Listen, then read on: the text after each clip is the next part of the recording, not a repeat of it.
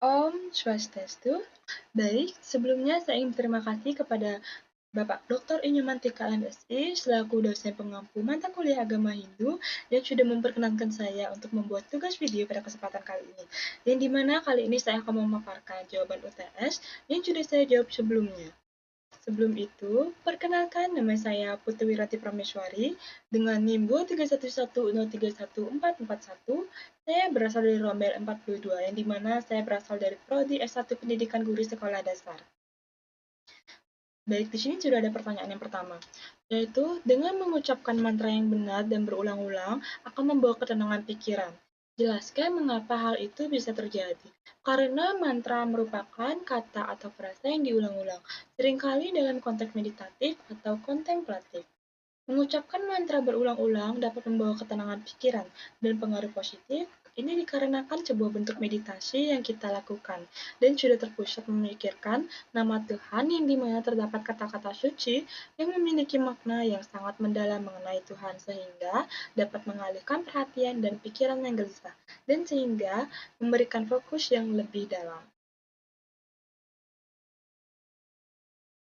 Untuk yang kedua, pertanyaannya, Tuhan dalam agama Hindu disebut sebagai Brahman atau Sang Hyang Widi. Selain itu, pada dasarnya, ketuhanan dalam agama Hindu percaya pada Tuhan yang Maha Esa. Tetapi sistem ketuhanannya terkoordinasi dalam konsep ketuhanan Trimurti. Tuhan adalah kebenaran. Tuhan ada di mana-mana. Jangan pernah bersandar pada ketidakbenaran dalam keadaan apapun. Jika mengikuti jalan ketidakbenaran, kita tidak akan dapat mengembangkan kasih. Maka dari itu, kembangkanlah kasih sepanjang waktu. Pertanyaannya yaitu berilah contoh dalam kehidupan sehari-hari bagaimana mengembangkan kasih dengan mengikuti kebenaran. Mengembangkan kasih dengan mengikuti kebenaran adalah prinsip penting dalam ajaran agama Hindu. Dapat diterapkan dalam kehidupan sehari-hari. Contohnya yaitu dengan cara jujur dalam tindakan kata-kata. Dengan berkata jujur sebagai memperkuat kepercayaan dan kasih dalam hubungan kita dengan orang lain. Selanjutnya yaitu berpikir positif dan empati. Memahami pandangan orang lain dengan bersifat empati untuk membangun kasih dan hubungan yang lebih baik. Selanjutnya itu belajar memaafkan kepada sesama, yaitu dengan memaafkan untuk melepaskan dendam dan memperkuat hubungan dengan orang lain. Selanjutnya itu mengembangkan kedamaian hati, di mana kita mendapat perasaan kasih dengan tenang dan dijauhi oleh pikiran yang mengusik dalam diri kita. Selanjutnya yaitu pertanyaan nomor 3 dan 9. Ini memiliki soal dan jawaban yang sama. Berikan contoh pengalaman hidup yang pernah kamu alami yang ada hubungannya dengan renungan berikut. Apapun perbuatan yang kau lakukan, engkau akan menuai hasil yang sepadan. Maka dari itu, engkau harus mengembangkan moralitas dan meresapkan nilai-nilai kemanusiaan. Ketika makanan menjadi basi, tidak ada gunanya menyimpan makanan tersebut, karena ia akan menjadi semakin basi. Engkau mungkin saja bisa menyembunyikan dosa-dosamu dari masyarakat, namun engkau tidak akan dapat menyembunyikan apapun dari Tuhan. Jawabannya yaitu melihat pengalaman tersendiri dari teman saya. Contohnya yaitu teman saya yang terlibat dalam bisnis yang tidak etis atau ilegal. Awalnya mereka mungkin mendapatkan keuntungan besar dari tindakan tersebut, tetapi seiring berjalannya waktu, mereka merasakan beban moral dan bersalah, dan mereka menyadari bahwa tindakan mereka merugikan orang lain, dan ini menyebabkan ketidaknyamanan orang lain. Pada suatu titik di mana mereka mencapai kesadaran dan mencoba untuk mengembangkan kembali moralitas yang lebih kuat. Selanjutnya yang keempat, sebelum meditasi, cucilah muka, tangan serta kaki atau Anda mandi untuk membersihkan badan dari kotoran sekaligus membuat badan menjadi segar. Duduklah dengan memakai alas dari kain, tikar, atau selimut. Posisi punggung tegak lurus dan tangan diletakkan di pangkuan dalam posisi rileks. Pejamkan mata serta tenangkan pikiran beberapa detik. Setelah itu ucapkan mantra. Pertanyaannya itu jelaskan masing-masing tahap sebelum meditasi tersebut. Jawabannya itu yang pertama, mencuci muka, tangan serta kaki atau dengan mandi yang bersih. Ini berfungsi untuk menghindari kotoran pada diri kita yang dapat mengganggu pada saat bermeditasi. Selanjutnya itu haturkan dupa dan canang sebagai sarana pemusatan pikiran kita. Selanjutnya itu dapat dilakukan di tempat suci agar pada saat memuja atau bersembahyang, kita bisa melakukan meditasi dan terpusat kepadanya. Selanjutnya itu duduk bersila di atas alas, yang dimana supaya dapat berfokus dan nyaman. Selanjutnya itu pejamkan mata dan japa, supaya kita dapat membayangkannya dan lebih terpusat kepadanya. Yang terakhir yaitu ucapkan mantra dalam hati dengan memusatkan pikiran. Yang paling penting di awal dengan mengucapkan Om Bur, Om Wa, Om Shwa. Ucapkan dengan intonasi lambat dengan suasana tenang. Sebanyak 5 kali yang bertujuan untuk membersihkan lapisan pikiran. Lalu ditutup dengan Om Santi Santi Santi. Selanjutnya itu pertanyaan yang nomor 5 dan 10 memiliki soal dan jawaban yang sama.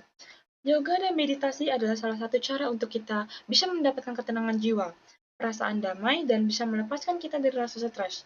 Yoga dan meditasi bisa dilakukan oleh semua agama, bukan cuma untuk pemeluk agama Hindu.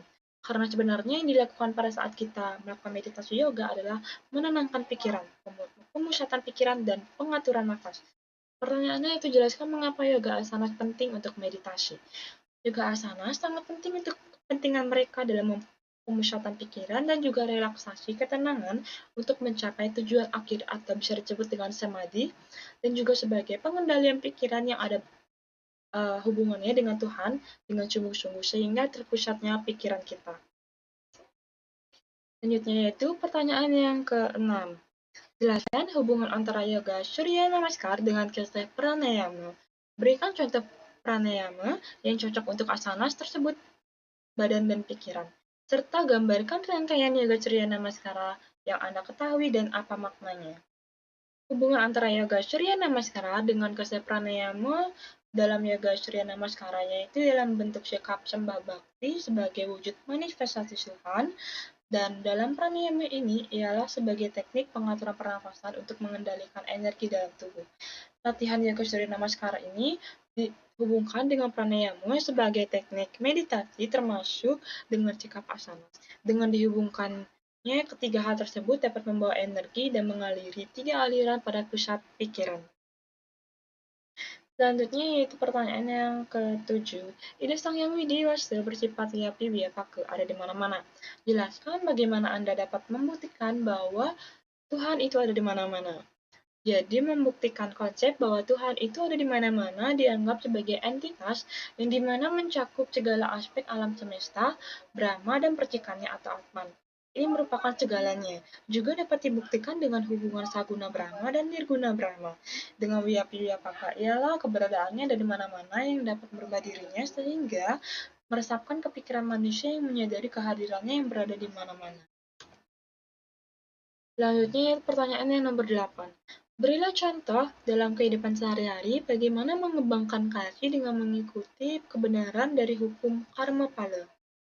Hukum karma pala adalah hukum sebab akibat dalam kehidupan manusia. Hukum ini menyatakan bahwa setiap tindakan manusia akan berdampak pada kehidupannya di masa depan. Sebagai contoh yang pertama yaitu menolong orang lain tanpa mengharapkan imbalan, karena karma pala akan memberikan balasan yang setimpal dengan tindakan kita dan memperlakukan orang lain dengan menghormati sesama untuk membangun hubungan yang baik dengan mereka. Selanjutnya yaitu yang kedua, tindakan tidak merusak alam seperti membuang sampah sembarangan yang dimana jika ini terjadi akan memiliki konsekuensi negatif di masa depan yang berdampak buruk dari kerusakan lingkungan dan bencana alam. Dan yang terakhir yaitu jika seseorang melakukan hal yang merugikan orang lain, jadi seperti misalnya mencuri dan berbohong karena ini memiliki keterkaitan dalam kesulitan dalam membangun hubungan yang baik dengan orang lain. Baik, itu dia paparan jawaban UTS yang saya jawab sebelumnya. Terima kasih atas kesempatannya. Mohon maaf apabila ada kesalahan dalam penyampaian kata. Saya tutup dengan mengaturkan para mesanti. Om Santi Santi Santi Om.